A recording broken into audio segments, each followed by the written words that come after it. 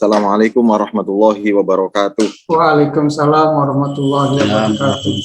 Bismillah, alhamdulillah, wassalatu wassalamu ala rasulillah sayyidina wa maulana Muhammad ibn Abdillah, la hawla wa la quwata illa billah. Rabbana syrah lana sudurana wa yassir lana umurana wa hlul uqdatan min lisanina yafqahu qawlana. Ya Rahman, ya Rahim, ya Arhamar Rahimin, ya Rabbal Alamin.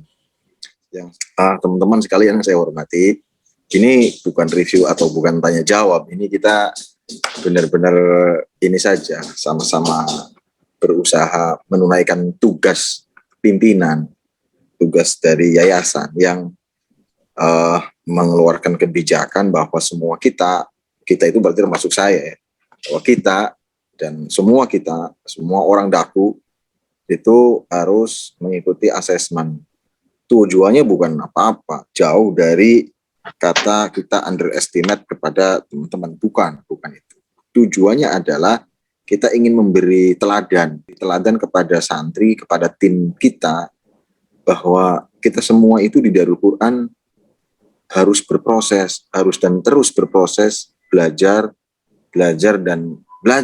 Al-Quran. Nah, namanya belajar Al-Quran kan tidak ada batas endingnya ya.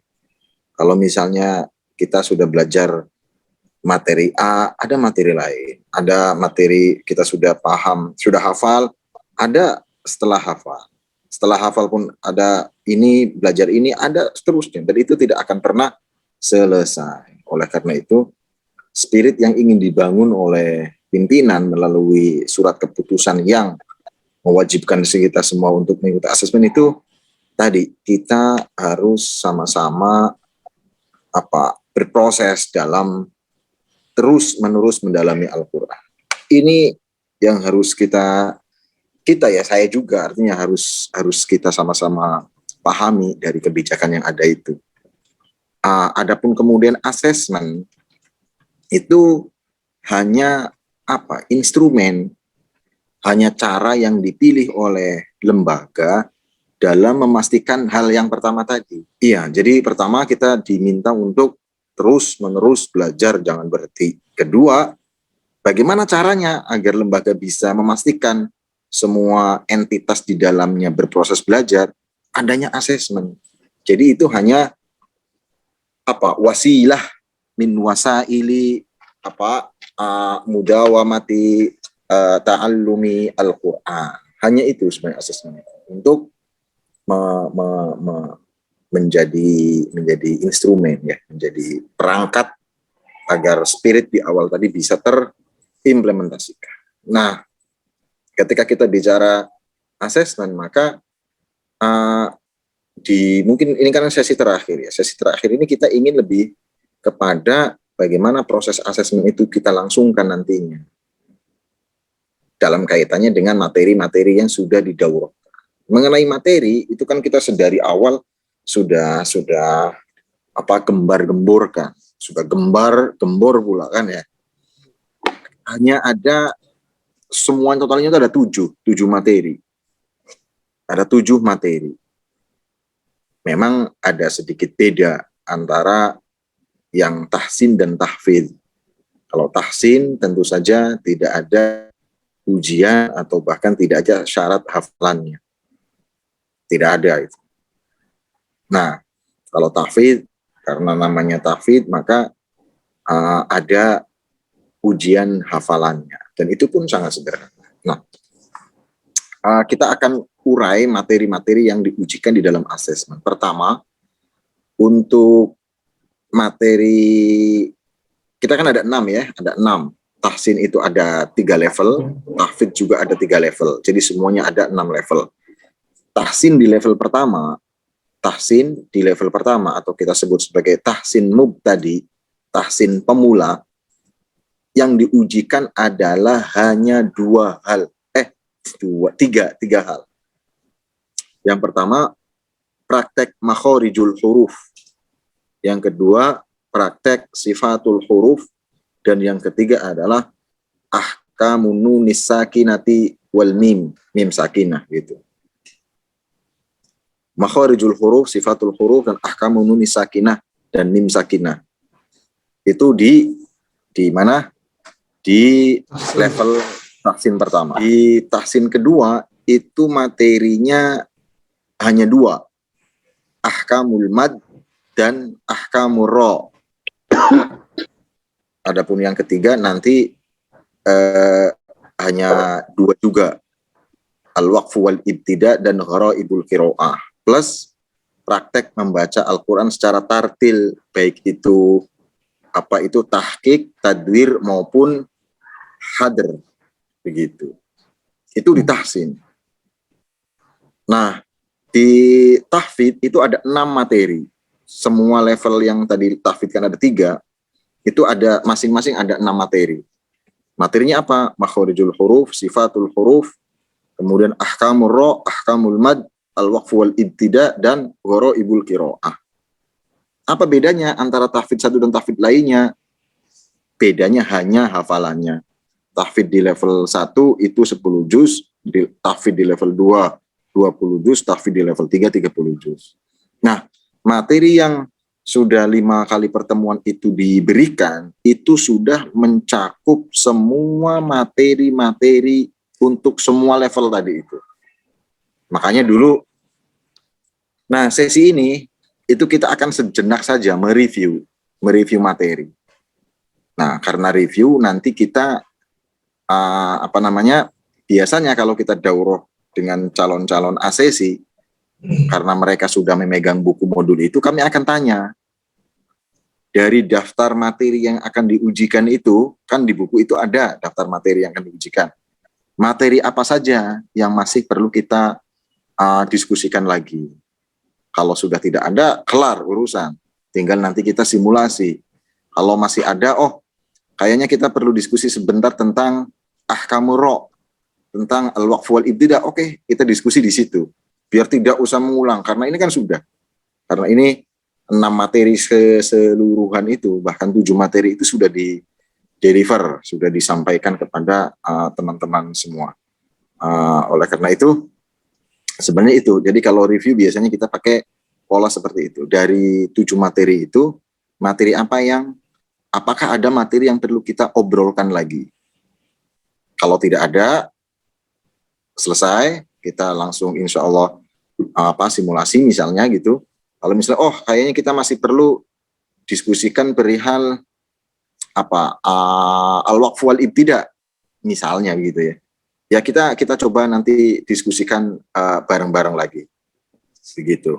Nah, saya tentu saja sangat yakin para kiai, para pimpinan, para pengasuh, semua materi yang didiskusikan yang lalu itu adalah memang pelajaran-pelajaran zaman dulu.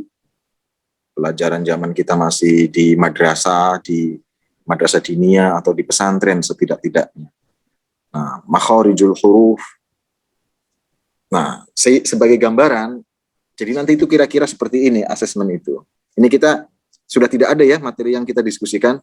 Jadi mari kita ngobrol bareng tentang materi yang akan skemakan gitu ya, yang akan didiskusikan. Jadi sekurang-kurangnya karena semuanya materi tadi ya, ada kita bicara yang apa contohnya, yang tahfidz misalnya, ada makhorij, ada sifat, ahkamur ra, ahkamad, al-waqfu wal ibtida, dan gharaib. Nah, nanti biasanya yang sudah itu asesi atau peserta yang di asesmen itu akan diminta membaca Al-Quran. Apa saja, biasanya terserah itu, sebukanya, dapatnya halaman berapa. Kemudian nanti dibaca itu. Kemudian misalnya begini, ini siapa yang contohnya jadi asesi ini? Kiai Nurholis, nanti giliran untuk di asesmen. Misalnya akan diminta, silakan Ustadz baca apa saja deh. Monggo, terserah jenengan. Mau baca apa? Boleh. Apa saja boleh. Waqala rukabu fiha bismillahi majreha wa mursaha. Oke, bismillahi majreha wa mursaha. Di bab makhorijul huruf nanti akan ditanya begini. Waqala rukabu. Waw itu makhrajnya di mana, Ustaz? Huruf waw. Di ro-nya. Makhorijul huruf. Enggak. Waw kan waqala rkabu ya kan ya. Waw ada waw berharokat fathah. Nah, huruf waw itu makhraj hurufnya di mana?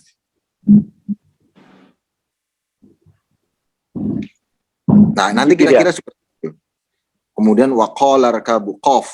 Qaf itu makhrajnya di mana? Lam ada alif ya, alif yang mad itu. Kemudian alif madiyah makhrajnya di mana? Kemudian lam makhrajnya di mana? Ro makhrajnya di mana? Kira-kira nanti gambarannya seperti itu. Kemudian setelah menyebutkan makharijul huruf, nanti juga akan ditanya, waw itu punya sifat apa saja? Qaf, huruf qaf memiliki sifat huruf apa saja? Kan setidak-tidaknya satu huruf itu setidak-tidaknya memiliki 5 sifat ya. Nanti disebutkan itu, waw huruf misalnya apa? Qaf makhrajnya itu di mana qaf? Aqsal lisan ma'al hanakil a'la al-lahami. Nanti disebutkan begitu. Kemudian sifatnya apa? Qaf itu apa saja qaf? Nah, nanti kira-kira seperti itu gambarannya itu. Itu sebagai gambaran saja.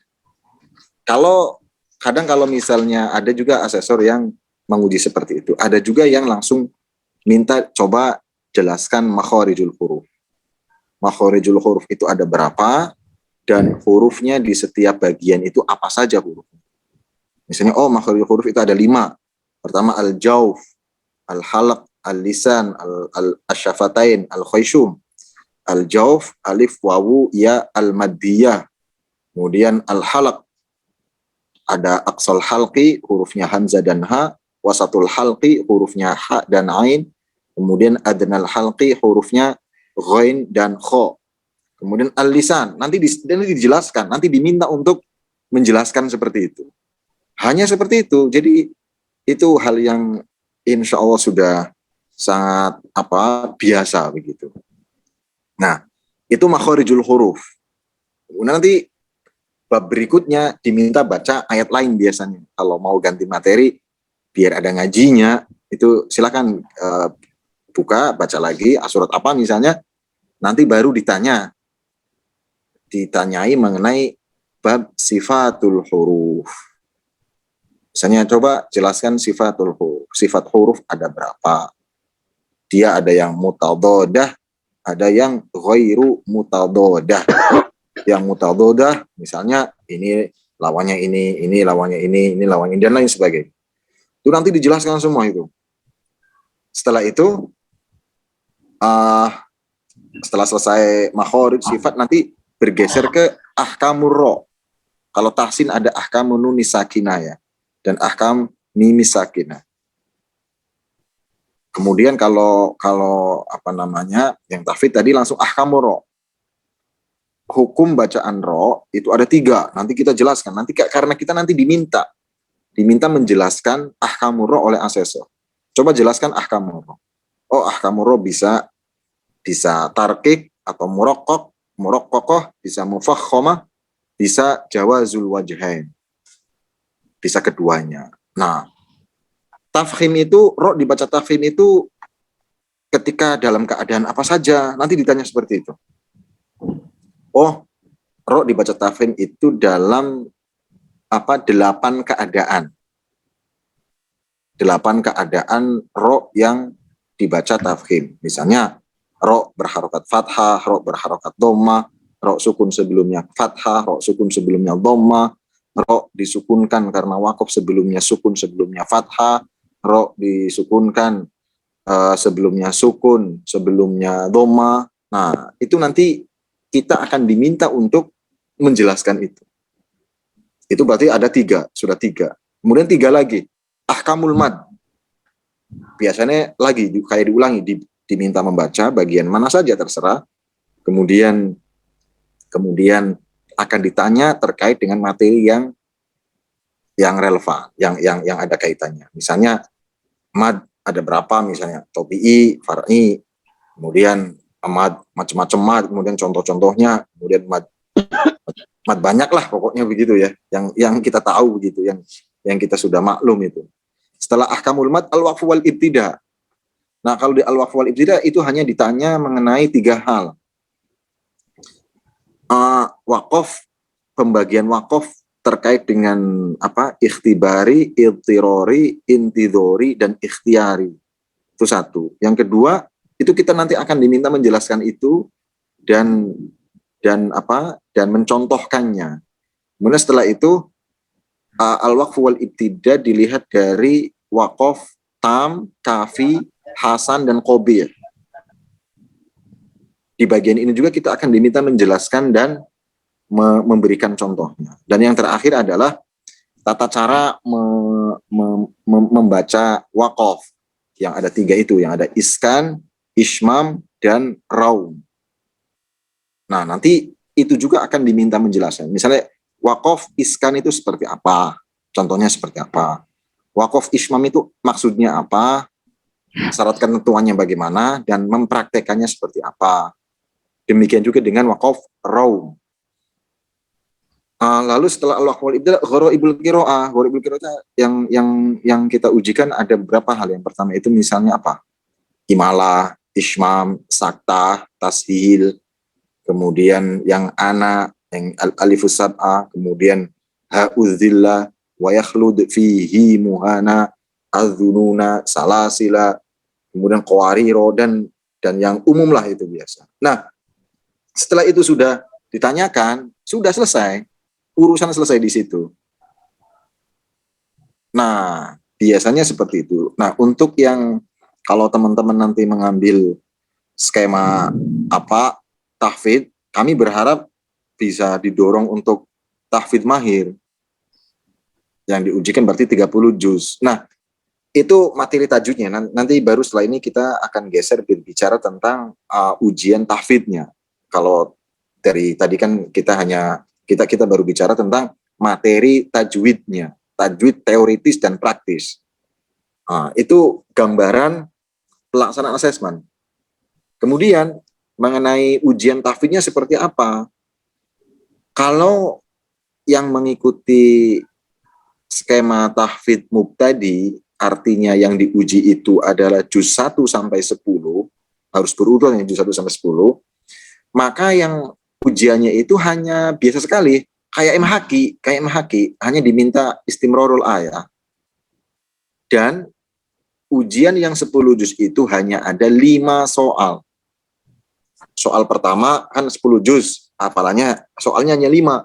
Soal pertama diambil dari juz 1 dan juz 2, diambil 1 soal. Soal kedua diambil dari juz 3 dan 4. Atau ya rentangnya. Tapi ada soal dan sampai 9 10 itu 1 juz. Kalau yang 30 juz berarti nanti ada 15 pertanyaan. Yang 20 juz ada 10 pertanyaan. Jadi ini adalah hal yang sebenarnya sangat biasa, benar-benar hal yang sudah dibiasakan oleh kita semua, insya Allah, selaku guru Al-Quran, selaku pengasuh pesantren Al-Quran. Itu gambaran mengenai ujian atau materi-materi ujian dari asesmen. Yang tahsin pun demikian. Misalnya yang tahsin ahkamun nunis sakinah akan dibaca. Bagaimana ketentuan ahkamun nunis sakinah? Bagaimana mengenai ketentuan ahkamul mim as-sakinah? Itu. Jadi ini kan sebenarnya obrolan pelajaran-pelajaran mungkin dari zaman kita masih muda. Sekarang mengenai tahapan asesmen. Kalau kita loncat tadi itu, nggak apa-apa. Nah, untuk kita sama-sama maklum bahwa proses asesmen itu tidak langsung kemudian ujuk-ujuk diuji. Misalnya siapa Ustadz Yudi datang, kemudian langsung diuji. Tidak. Jadi prosesnya ada beberapa hal. Yang pertama, teman-teman atau yang biasa kita sebut sebagai asesi atau calon asesi, pihak yang di asesmen, sebelum mengikuti asesmen itu akan dimintai atau akan disodorin, akan diberikan gitu ya, dokumen yang kita sebut sebelum maju di asesmen itu Ustadz Yudi akan menerima dokumen asesmen diri. Di sana di dokumen itu, di kertas itu, saya ada kertasnya itu sebenarnya. Kertas itu akan ada pertanyaan. Yang pertama, dapatkah Anda membacakan hafalan juz 1 sampai juz 10? Nah, itu pertanyaan untuk kita sendiri, yang kita jawab sendiri, terserah. Misalnya kalau itu pertanyaan ditujukan ke saya, maka saya akan menjawab misalnya, dapatkah saya membacakan hafalan sebagian hafalan juz 1 sampai 10? Saya bisa nggak ya? Saya siap nggak ya? Oh, siap. Berarti saya siap. Ada di sana K untuk kompeten atau siap, BK untuk belum kompeten atau belum siap. Oh, saya siap. Kemudian yang kedua, pertanyaannya, apakah Anda dapat menjelaskan makhorijul huruf? Ada pertanyaan seperti itu yang nanti nanti teman-teman asesi isi. Yang ketiga, apakah Anda dapat menjelaskan sifatul huruf? Yang keempat, ini secara ringkes ya. Apakah Anda dapat menjelaskan ahkamur ro? Apakah Anda dapat menjelaskan al-waqf wal ibtida? Apakah Anda dapat menjelaskan gharaibul qiraah terkait ini bab-bab ini tadi? Nah, pertanyaan itu ditujukan untuk kita masing-masing. Sehingga silakan nanti para kiai menjawabnya sebebas mungkin, sesuka mungkin. Yang penting benar-benar dijawab begitu. Misalnya menurut saya bisa semua. Makhluk huruf bisa, sifatul huruf bisa ahkamur ro saya bisa menjelaskan itu. Ahkamul mat saya bisa. Di bagian belakang dokumen asesmen diri itu ada teman-teman nanti diminta tanda tangan seret gitu kira-kira. Nah, dokumen asesmen diri ini setelah dijawab semuanya kompeten, semuanya bisa, semuanya siap, lalu disodorin, lalu diserahkan ke asesor. Nah, asesor nanti akan mengecek jawaban teman-teman nanti, jawaban asesi itu.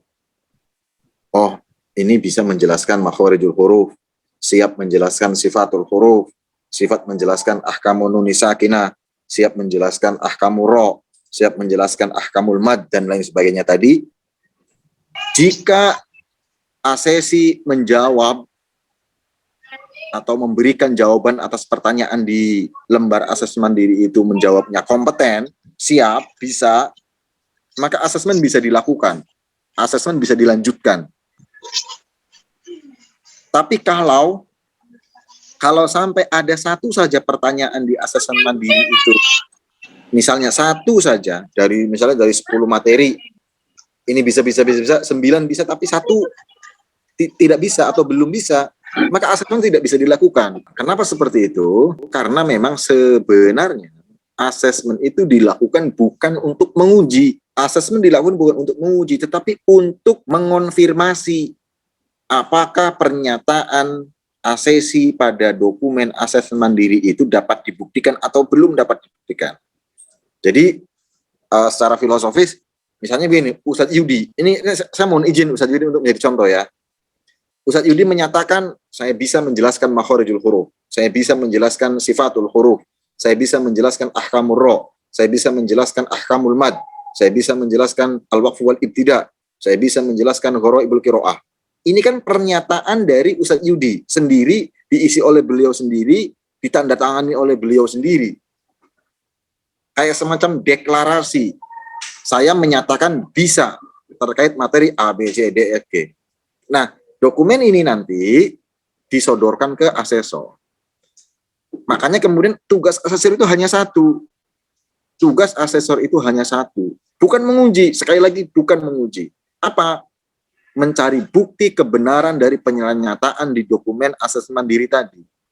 Apakah pernyataan Ustadz Yudi tadi di lembar dokumen asesmen diri itu dapat dibuktikan di depan asesor? Kalau bisa dibuktikan dan asesor menemukan bukti yang menunjukkan bahwa memang Ustadz Yudi bisa di ini tadi, maka asesor pasti akan mengatakan Ustadz Yudi kompeten, Ustadz Yudi lulus. Oleh karena itu, implikasinya jika ya Ustadz Yudi di lembaran dokumen asesmen mandiri tadi ada satu saja materi yang Ustadz Yudi, saya belum bisa ini.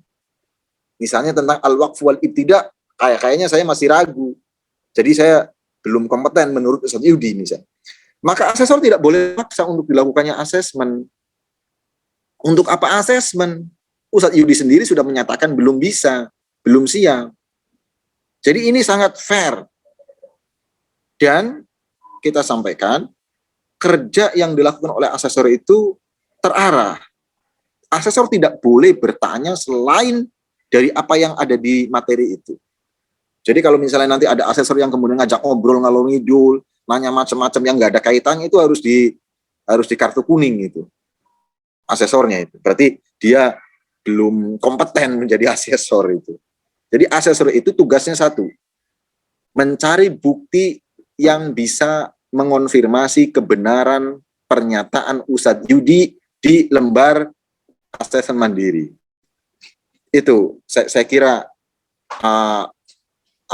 penjelasan seputar bagaimana proses asesmen itu berlangsung. Nah, oleh karena itulah kemudian dari kemarin Lemdiklat melalui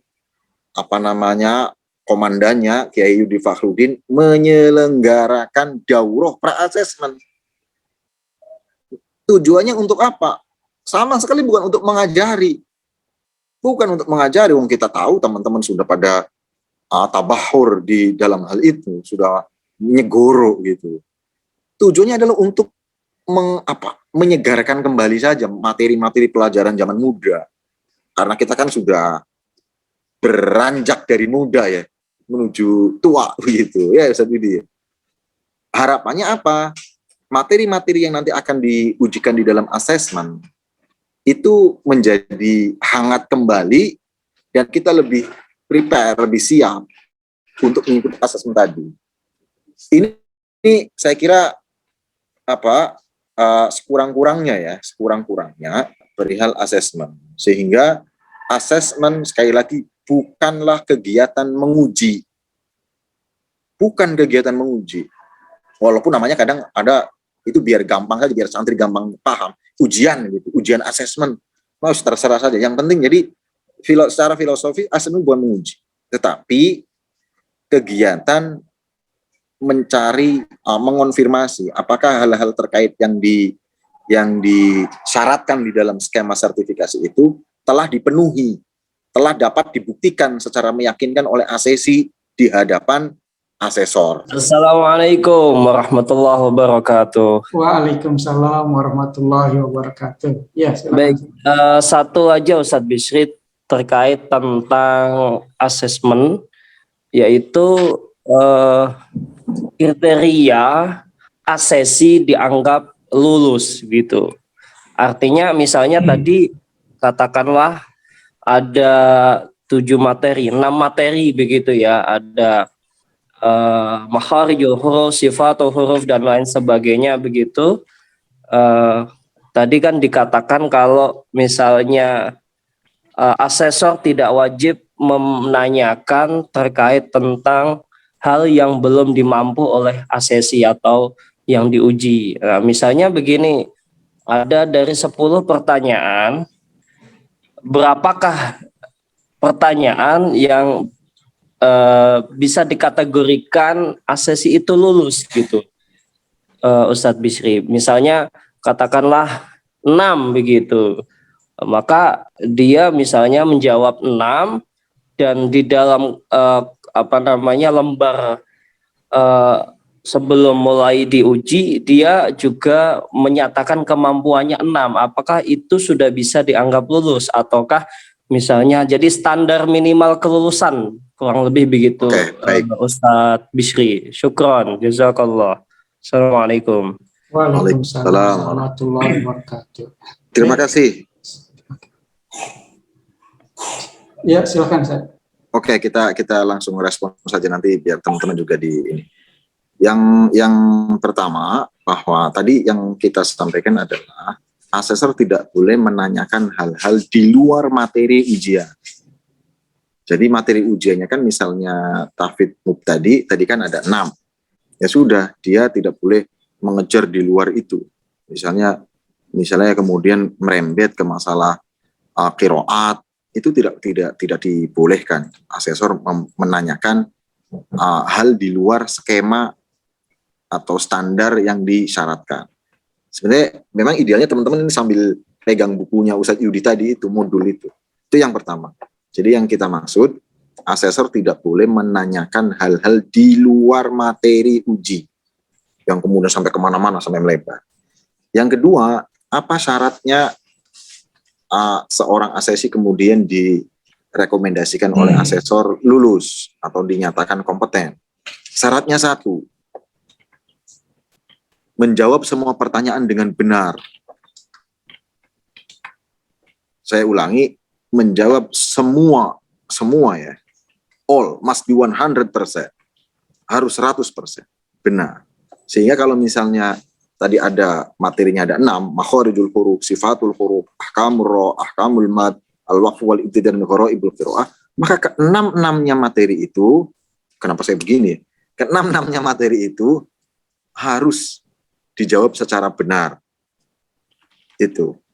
Nah, apakah dimungkinkan misalnya dari, nah kalau makanya tadi ada asesmen mandiri, formulir asesmen mandiri itu untuk screening sebenarnya. Mana asesi yang bisa di-asesmen, mana asesi yang ternyata belum bisa di-asesmen. Saya katakan, asesi yang mengisi di formulir asesmen mandiri itu menyatakan bahwa dia kompeten semua hal dia menyatakan kompeten, maka itulah yang bisa di-asesmen. Sebaliknya, jika ada asesi ketika disodorin dokumen asesmen mandiri, lalu misalnya ada 10 pertanyaan, 9 dia jawab kompeten. Satu saja asesi menjawab, oh saya belum kompeten di satu hal saja. Maka asesi yang seperti ini tidak bisa di-asesmen. Sehingga secara filosofi tadi kita sampaikan, untuk apa di-asesmen? Yang bersangkutan saja sudah mengetahui bahwa yang bersangkutan belum sepenuhnya bisa menjelaskan atau belum sepenuhnya menguasai materi itu. Sehingga kita sampaikan pada akhirnya adalah asesmen bukan untuk menguji, tetapi untuk mencari bukti atas pernyataan yang tertuang di dalam lembaran asesmen mandiri tadi itu. Sehingga untuk lulus berapa persen? 100%. Karena namanya kompeten. Kompeten kan artinya ini ya, kalau di mutkin kompeten itu, sampai detailnya itu menguasai.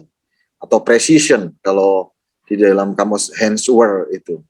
Formulir asesmen mandiri itu dibagikan ketika memang sudah menjelang asesmen, sudah siap. Siap. Karena itu termasuk dokumen yang tidak boleh kemana-mana sebenarnya, begitu. Tapi kan di panduan buku itu kan sudah jelas ya, siapa yang menyatakan seorang asesi itu lulus atau tidak, siapa yang memutuskan asesi itu kompeten atau belum kompeten. Pertama, wewenang asesor. Yang pertama adalah mencari bukti tadi ya, mencari bukti apakah pernyataan asesi yang tertuang di dalam lembar asesmen mandiri itu dapat dibuktikan atau tidak. Asesor itu juga berwenang merekomendasikan. Misalnya misal gitu ya, saya asesor. Ketika saya selesai mengasesmen, saya sebagai asesor berwenang dan malah berkewajiban, tugas saya memberikan rekomendasi bahwa asesi ini saya rekomendasikan lulus atau belum lulus. Jadi sifatnya rekomendatif. Nah, kemudian rekomendasi dari asesor ini dibawa ke ada namanya rapat di LSP. Apa yang didiskusikan di sana? Di sana akan didiskusikan setidaknya 3 hal. Pertama, apakah semua prosedur di dalam asesmen terkait Mr. X tadi sesuai prosedur ataukah ada cacat prosedurnya? Jadi prosedurnya akan di tracking, apakah sudah terpenuhi, apakah ada cacat. Pertama. Kedua, akan di tracking, akan dikonfirmasi ke asesor. Apakah asesor ini, apakah Anda selaku asesor misalnya, apakah selaku asesor sudah menjalankan tugasnya dengan benar, sesuai dengan metode yang baku. Itu. Yang ketiga, baru kemudian nanti di forum rapat itu, yang ketiga selain sebelum itu adalah apakah ditemukan adanya unsur konflik of interest di dalam proses asesmen itu. Misalnya karena saya sering ngopi-ngopi bareng sama Ustadz Yudi, lalu patut diduga proses asesmennya tidak objektif. Nah itu ada kita namanya komite ketidakberpihakan. Karena seorang asesor dan LSP itu harus independen, tidak boleh ada konflik kepentingan di sana. Karena misalnya saya sering ngutang duit sama asesi, lalu kemudian keputusan saya bisa dinego, kira-kira begitu. Itu juga ada 3. Nah, setelah itu sudah terkonfirmasi, clear misalnya, maka lalu LSP memutuskan, oh ini kompeten, oh ini belum kompeten. Kalau ada 3 hal tadi itu cacat, prosedurnya cacat misalnya, kemudian pelaksanaan asesmennya yang dilakukan oleh asesor itu cacat, apalagi kemudian ada konflik kepentingan, nah itu rekomendasi dari asesor bisa dianulir, bisa dibatalkan. Yang penting ada buktinya terkait 3 hal tadi itu. Selama 3 hal ini tidak terbukti, biasanya rekomendasi dari asesor itu diputuskan menjadi keputusan. Artinya prosesnya benar, proses asesmennya juga benar, tidak ada konflik kepentingan, ya sudah berarti itulah yang benar.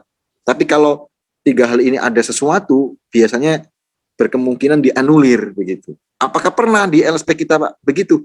Pernah, jujur saja pernah. Kita konfirmasi ke asesor, kita minta kepada asesor untuk menceritakan bagaimana proses asesmennya sehingga rekomendasinya ini begini. Bagaimana keadaannya proses ketika begini, ketika ditanya ini bagaimana jawabannya. Tentu itu konfirmasi kepada asesor seperti itu dilakukan jika memang ada indikasi awal ya. Kalau tidak ada indikasi nggak mungkin kita asesor sepenuhnya kita hormati begitu. Dalam artian dia kita percaya sebagai orang yang punya wewenang untuk itu.